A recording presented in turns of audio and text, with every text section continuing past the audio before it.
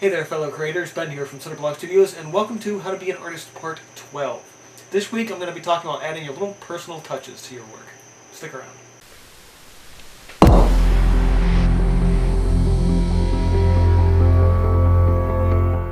So about a year ago I made a note to myself that I kind of forgot about until very recently. And it was a note about sort of the little people that I put in pretty much every single painting I do now. It's a really simple, small, personal touch I do to my work, but it didn't necessarily start until, let's see, probably in the recent years. I think it was 2013, late 2013, or maybe early 2014. I started actually implementing that and putting all the little characters into my work. And as I've been thinking back on it, it was like, what is really the point of all these little figures in my work? These days they're really about adding scale and story to a piece in ways that you can imagine a vast open world. But I had always kind of made pieces like that, but as soon as I put in the little figures, it kind of made things a little bit easier for other people to see it as well. But when I kind of look at it, and the way I paint and the way I go approach a painting, for me my paintings are escapes from my daily life, escapes from the real world, things like that. So when I'm either sketching my sketchbook or working on canvas, I am focused on that escape of entering into these worlds and creating something that I can escape into, and I hope my audience who sees my pieces can escape into as well. So for that reason, the little person, or sometimes little people, in all my work, I think in a lot of ways represent me. They represent an escape into that world, and so when I'm putting just a single person exploring that world, that's basically what I'm doing. Is I'm painting the world and exploring it, but I would love to be able to just jump in and stand there and just look up at the vast rocks and sweeping valleys and all the stuff that I do. And so I was thinking, I'm like, how do I turn that into a piece of advice? And I think it's something that's relatively simple that I think a lot of artists get just because they're, I would say, like artists who put way more emotion into their piece and way more, it's way more personal for them.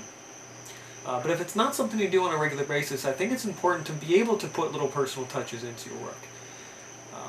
And whether or not you're going to be doing what I do, in fact I would hope that you find your own thing to add to your pieces. Or maybe you maybe do add little people, but it's not for the same reasons. For me, it's really about adding a couple little things. Certain techniques that I do that are very specific to me, because either one, I developed them over time and through trial and error, or two, just because little things and personal touches that mean more to me for certain pieces. One recurring symbol that shows up a lot in my work is a circle with a dot inside of it, and I use that alongside a lot of my sort of made-up rune shapes, but that particular symbol actually does mean something. It's the astronomical symbol for the sun.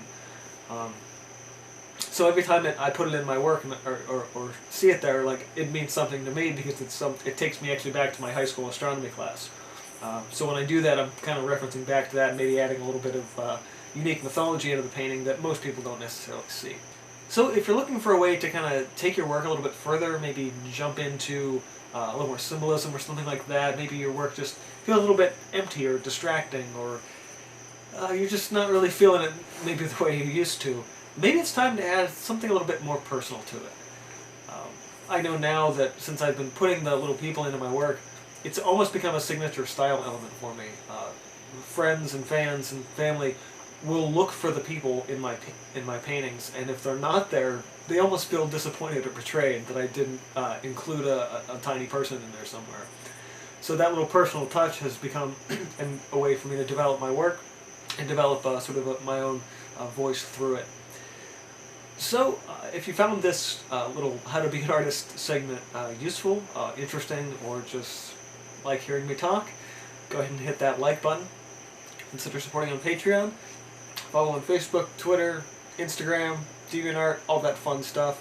check out more of my own original work on my website, cinderblockstudios.com.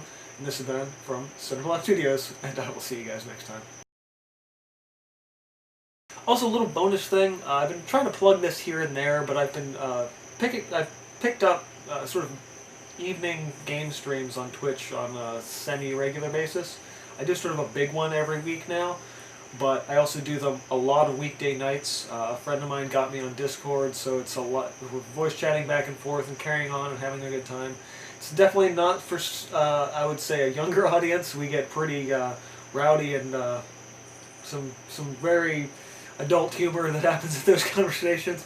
But if you want to just kind of kick back, relax with me on weekday evenings, that's what I'm doing. So yeah, other than that, you can check me out on Twitch, twitch.tv/cinderblockstudios, and just follow me there. And I do the best I can to maybe a couple times a week. So you'll see me maybe from 7 to 9 or so p.m. Eastern Standard. Just hanging out, playing games, and relaxing. So if you need some relaxing of your own, come check me out there.